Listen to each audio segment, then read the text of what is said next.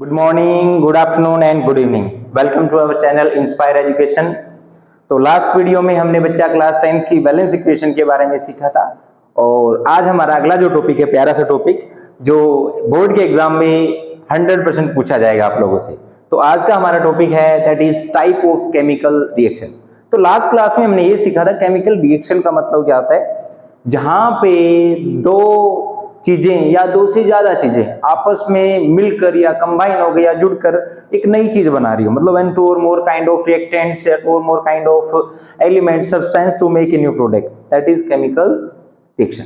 तो आज हम इसके टाइप पढ़ेंगे। देखो केमिकल रिएक्शन की बहुत ज्यादा टाइप्स है, लेकिन जो 10th स्टैंडर्ड में जिसके बारे में हम डिस्कशन करेंगे that is first is combination reaction. Combination reaction. देखो बेटा, इस रिएक्शन के अंदर पता लग रहा है आपको, कॉम्बिनेशन का मतलब होता है कंबाइन, जुड़ना, कि कोई भी दो सब्सटेंस है या कोई दो एलिमेंट्स है, कोई दो रिएक्टेंट्स है, आपस में रिएक्ट कर कर एक नया सब्सटेंस बनाएंगे। मतलब आप इसको ऐसे कह सकते हो, when two or more kind of substance combine, add का साइन है ना यहाँ पे, तो combine to make a new substance, इसको हम क्या कहेंगे, कॉम्बिनेशन रिएक्शन। फॉर एग्जांपल मैंने कार्बन लिया बच्चे, ऑक्सीजन लिया, इन दोनों को जोड़कर क्या बना दिया, CO2। क्लियर कि when carbon are react with oxygen it form carbon dioxide. या मैं बात कर रहा हूं like hydrogen and oxygen is equal to water. ठीक है, तो आप इसको डिफाइन कर सकते हो, when two or more kind of substance to make, to combine, to form a new substance is known as combination reaction. कि जब x और y आपस में कंबाइन होकर क्या बना रहे हैं, XY बना रहे हैं, तो उस रिएक्शन को हम क्या कहेंगे बच्चे, कॉम्बिनेशन रिएक्शन।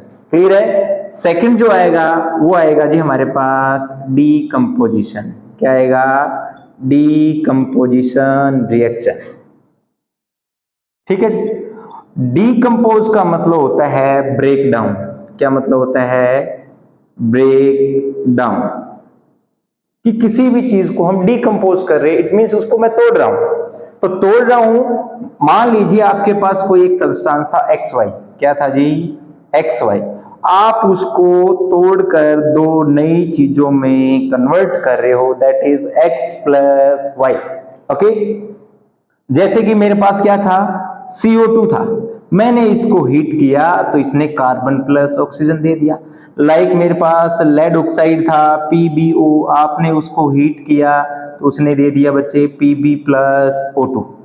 ओके, तो इस रिएक्शन को क्या मैं इसको, इसका अपोजिट देख पा रहा हूं। देखो इसमें क्या था, X plus Y is equal to XY। इसमें क्या था, इसमें XY is equal to X plus Y. It means आप इसको क्या कह सकते हो, it is also opposite of combination reaction.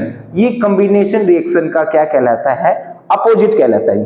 Clear है। तो जो डीकंपोजिशन रिएक्शन है ये वेरी वेरी इंपॉर्टेंट है बच्चे, वेरी वेरी इंपॉर्टेंट। ये बहुत बार पेपर में आती है और चांसेस रहते हैं इसको के आने की। और इसके तीन और भी टाइप है जो हम पढ़ेंगे कि डीकंपोज को आप कैसे कैसे देखते हो। तो फर्स्ट जो है डीकंपोजिशन का जो टाइप है that is A is equal to क्या आ जाएगा, थर्मल डीकंपोजिशन। देखो किसी चीज को तोड़ रहे हो तो उसके तरीके बहुत सारे हो सकते हैं डीकंपोज के, तो हम यहाँ पे तीन अलग अलग मेथड पढ़ेंगे। फर्स्ट जो मेथड है that is thermal decomposition. Thermal का मतलब होता है बच्चे हीट। थर्मल का मतलब क्या होता है, हीट। कि ऐसा डीकंपोजिशन जो किसकी प्रेजेंस में हो, हीट की प्रेजेंस में हो। मतलब इसका साइन होता है बच्चे डेल, कि ऐसा डीकंपोजिशन जो किसकी प्रेजेंस में हो रहा हो, हीट की प्रेजेंस में हो, उस डीकंपोजिशन को क्या कहेंगे, थर्मल डीकंपोजिशन। और एग्जांपल अगर आप लिखना चाह रहे हो तो कॉपर ऑक्साइड लिख लो जी, कार्बन डाइऑक्साइड लिख लो, कोई भी लिख लो, आपकी जो इच्छा है तो बुक्स में वो लिख सकते हो, या जो आपको जो पता हो उसके भी कोई भी एग्जांपल आप इसका दे सकते हो।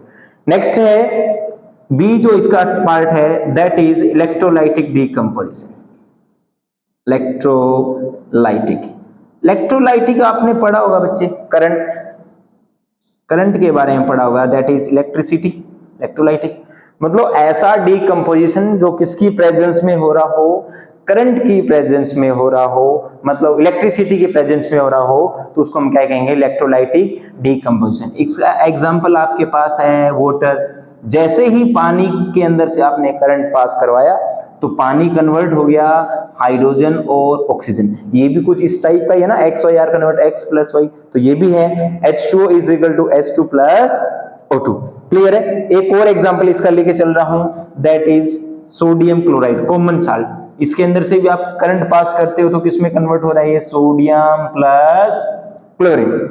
ओके बेटा, तो ये था इसका सेकंड पार्ट, यानी कि जो डीकंपोजिशन है, सबसे पहले डीकंपोजिशन का मतलब है कि हमारा कोई एक सब्सटेंस है वो कन्वर्ट हो रहा है, डिवाइड हो रहा है, ब्रेक डाउन हो रहा है, ठीक है। और उसके तीन टाइप है, फर्स्ट थर्मल है, सेकंड इलेक्ट्रोलाइटिक डीकंपोजिशन। अब थर्ड पढ़ते हैं, सी थर्ड है हमारे पास फोटोलाइटिक।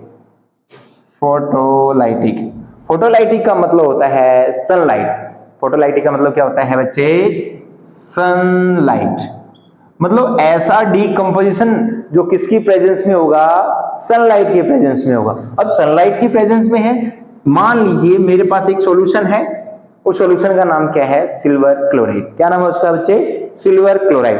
तो आप उसको क्या करोगे, चाइना डिश, केमिस्ट्री लैब में जाओगे ना तो एक कटोरी दिखेगी आपको मिट्टी की टाइप की, ठीक है, तो दैट इज चाइना डिश। उस चाइना डिश में आपने क्या करना है, इस सिल्वर क्लोराइड को रख देना है जी, और इस सिल्वर क्लोराइड को चाइना डिश में डालकर आपको क्या करना है, इसको सनलाइट यानी कि धूप में रख देने का।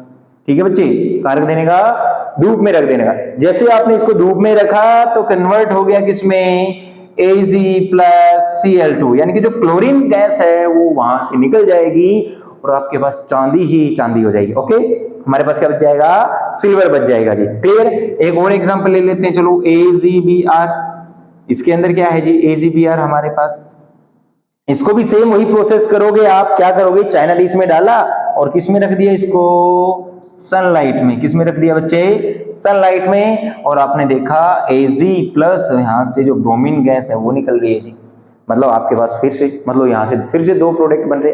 तो डीकंपोजिशन मोस्ट इंपोर्टेंट है बच्चे, ये बहुत बार पूछा गया है, इसके तीनों टाइप भी पूछे गए हैं, चाहे CBSE हो, HBSE, कोई भी बोर्ड हो आपका, इस बोर्ड के अंदर ये क्वेश्चन बहुत बार आता है जी हमारा।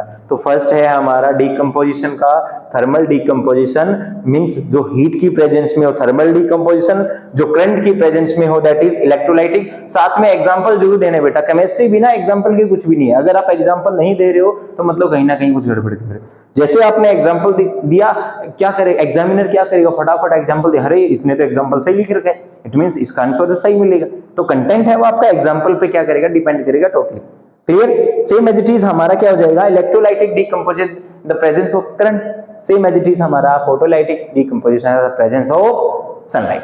क्लियर है बेटा। तो ये हमारी फर्स्ट टू टाइप है। थर्ड जो टाइप है वो पढ़ेंगे हम, दैट इज डिस्प्लेसमेंट रिएक्शन। अब देखो डिस्प्लेसमेंट रिएक्शन के अंदर क्या होगा, सोचने वाली बात है भाई, डिस्प्लेस नाम से कुछ पता लग रहा है भाई। डिस्प्लेस का मतलब पोजीशन को चेंज करना। भाई दो दोस्त बैठे हैं और तीसरा दोस्त खड़े है, ठीक है, लेकिन जो दोस्त खड़ा है ना उसकी प्रॉपर्टी डिपेंड करेगी कि वो बैठेगा कि नहीं बैठेगा। अब मान लेता हूं दो दोस्त बैठे हैं यहां पे, ठीक है जी, यहां दो दोस्त बैठे हैं, ये मैंने कह दिया A दोस्त है, ये B है, C कोई खड़ा है जी यहां, ठीक है बच्चे। तो डिस्प्लेसमेंट क्या कहती है आपको, डिस्प्लेसमेंट रिएक्शन क्या कहेगी आपको, कि ये जो दो दोस्त बैठे हैं ना, इन दोनों दोस्त में से ये जो C है, अगर ये क्या हो, मोर रिएक्टिव, अरे सिंपल सी भाषा में कह देते हैं ये ज्यादा ताकतवर होगा। अगर ये ज्यादा ताकतवर है तो इसमें से किसी एक को क्या कर देगा, ये उठा देगा। तो इसने क्या किया, C है यानी कि A से क्या है, मोर रिएक्टिव है, तो A को उठा देगा, मींस इसको डिस्प्लेस कर देगा और यहां पे खुद बैठ जाएगा B के साथ, और A को क्या कर देगा, बाहर निकाल देगा।